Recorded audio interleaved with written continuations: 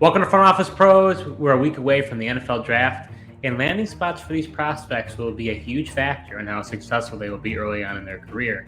For this video, we'll be discussing the most ideal realistic landing spots for 5 of the top running back prospects. Before we get started, we are a new channel, so if you enjoy this content, you have to smash that like button to show your support. Hike!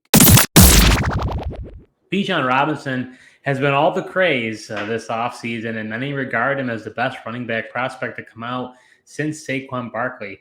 Joe, which NFL team do you think is the most ideal and realistic landing spot for running back Bijan Robinson? Yeah, for Bijan Robinson, I'm going to keep him in the state of Texas here and go with the Dallas Cowboys. And, Jerry Jones, he likes his playmakers. And, Bijan certainly is, and he's an all-purpose back and could really see them, keeping this guy in the state of Texas and bringing him to Dallas, especially with, after they release Ezekiel Elliott. Tony Pollard, I don't think, he's got the frame for the heavy workload of 200-plus carries. So getting a guy like Bijan Robinson and, allowing to mix in Tony Pollard along with him and with that offensive line. And, we'll see if it really happens. But Mike McCarthy did also say they'd like to run the ball more this year. I'll believe it when I see it because Mike McCarthy has never been one to running the ball. But I like Bijan with the Dallas Cowboys. Yeah, honestly, that's a great place for him. I just don't know if he'll last that long. But I think you've seen Dallas have a bell cow mentality, with Zeke for the majority of his career. He was the bell cow running back, so I would really like that spot for Bijan. But I'm going with the Atlanta Falcons. I actually think Bijan Robinson's going to get drafted in the top 10. And what I like about the Atlanta Falcons is Tyler Algier. I know many will kind of rebuff me and say, well, what about Algier? But his draft capital was a 5th-round pick. That's a late-round draft capital for a running back, so they don't have to stay committed to him. And then they've got Cordarrelle Patterson, who's a makeshift running back, kind of Swiss Army knife. Arthur Smith, in his offensive playing calling that he's done in Tennessee, now coming over to Atlanta, he likes to have a run-based first offense. So I think it actually would be a great spot for Bijan Robinson to be able to take pressure off Desmond Ridder, and they'd really be able to run the offense through him. And he's the type of prospect that can do that. So it'd be great for him from a fantasy perspective. And there's not many offenses that would allow him to do that.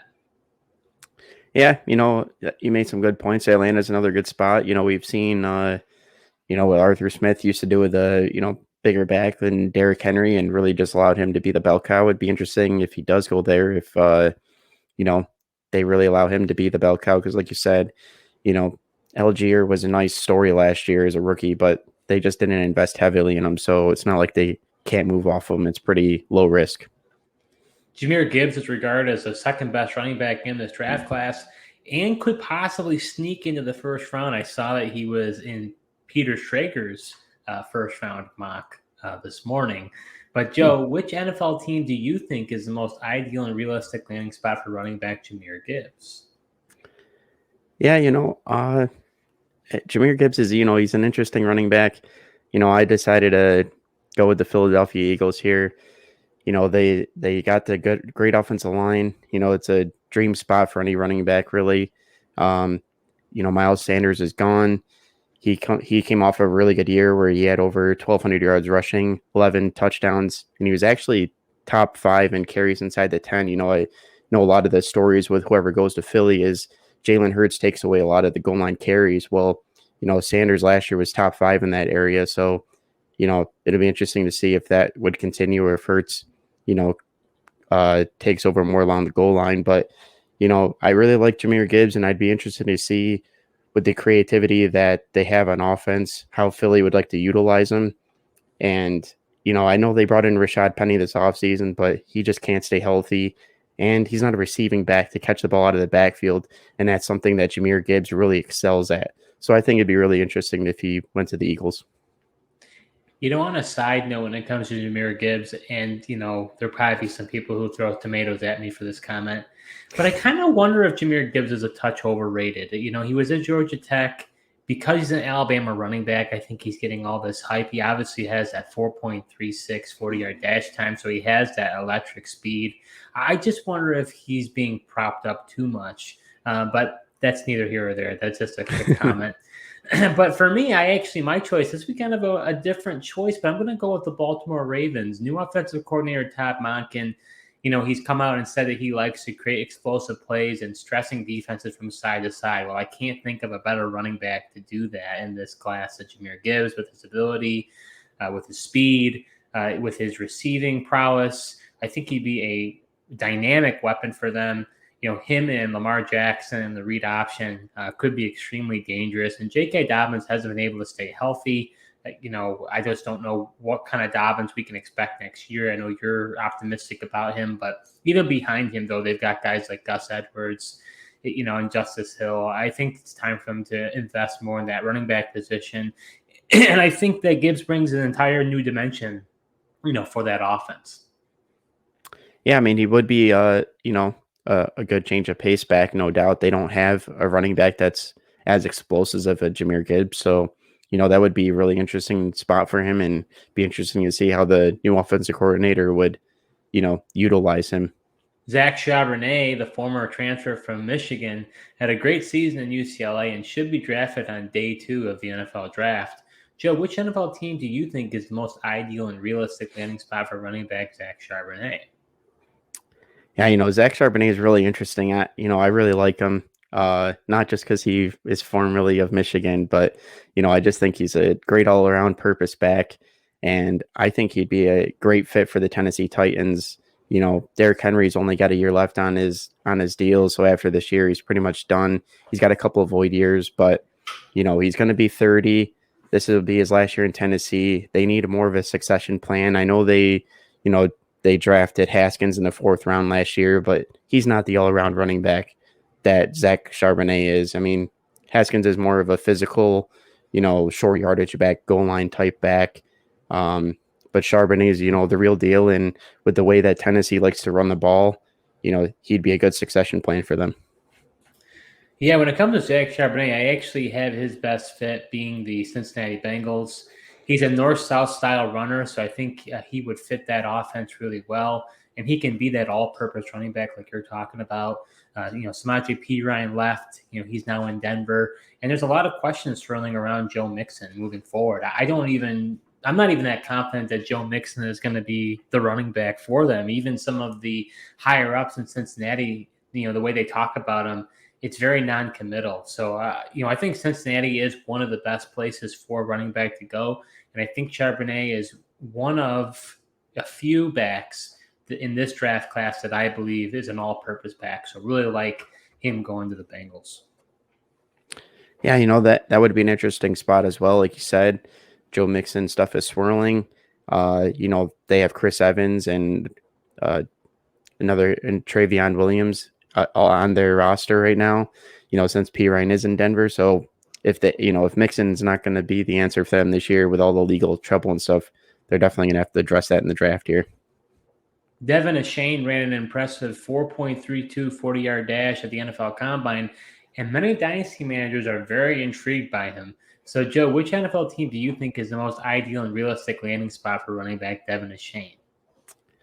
Yeah, I really like this guy. You want to talk about a dynamic guy who's just got a lot of speed.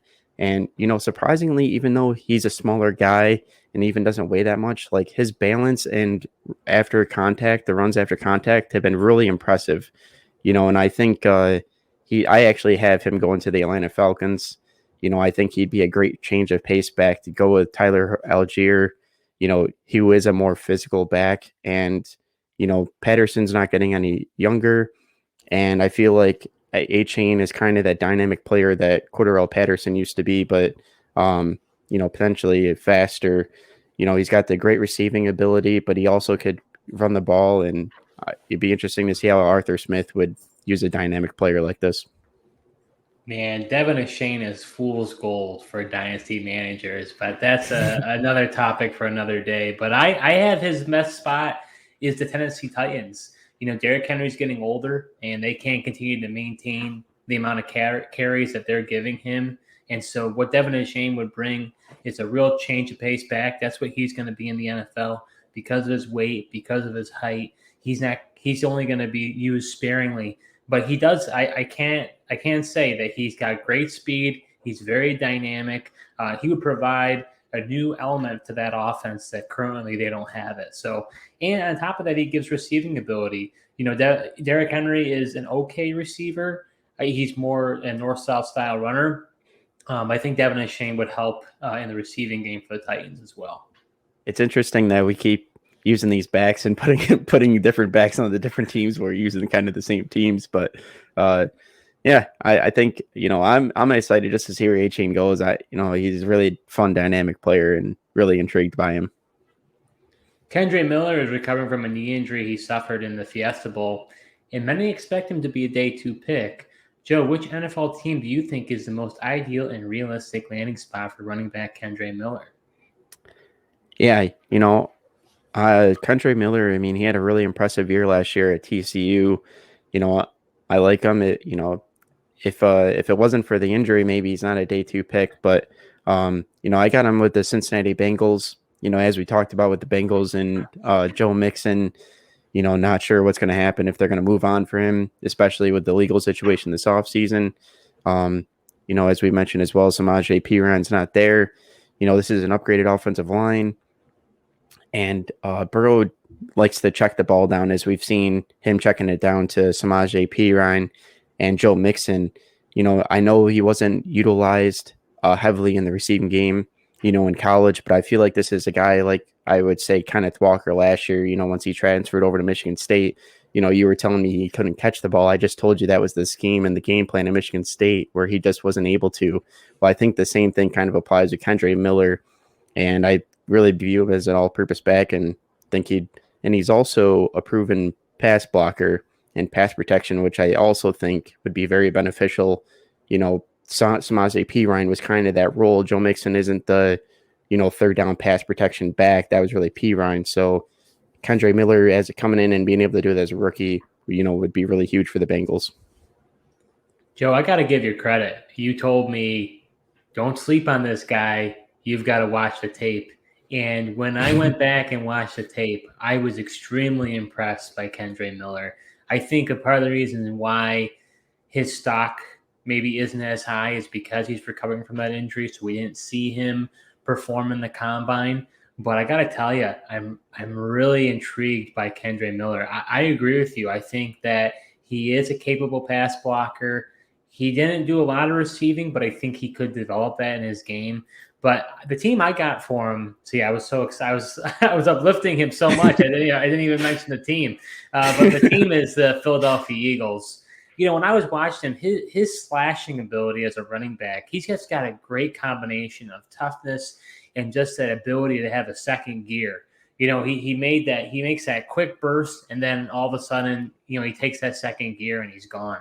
I mean, he had almost 1,400 yards rushing last year with 17 touchdowns. That's nothing to sneeze at TCU. And, he was able to hold off Zach Evans, a former 5-star recruit out of high school, and keep that job. So Miles Sanders is no longer there. I actually think he's a more elusive, more dynamic running back compared to a Miles Sanders. So I really like the fit of Kendre Miller going to the Eagles.